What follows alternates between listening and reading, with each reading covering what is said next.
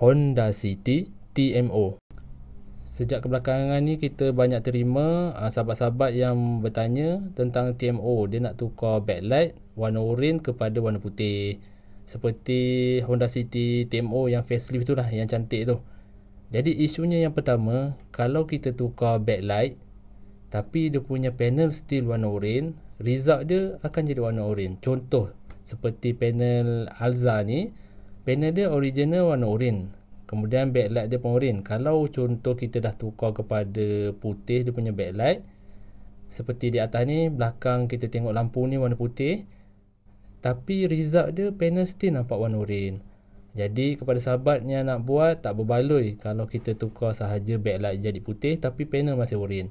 Untuk panel Honda City ni kita belum ada sebab dia punya panel berlekuk-lekuk, susah kita nak buat. Honda City TMO.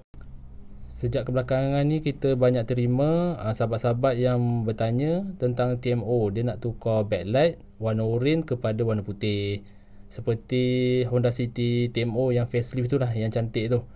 Jadi isunya yang pertama, kalau kita tukar backlight tapi dia punya panel still warna oranye, result dia akan jadi warna oranye. Contoh seperti panel Alza ni, panel dia original warna oranye, kemudian backlight dia pun oranye. Kalau contoh kita dah tukar kepada putih dia punya backlight, seperti di atas ni, belakang kita tengok lampu ni warna putih, tapi result dia panel still nampak warna oranye. Jadi kepada sahabat yang nak buat, tak berbaloi kalau kita tukar sahaja backlight jadi putih tapi panel masih oranye.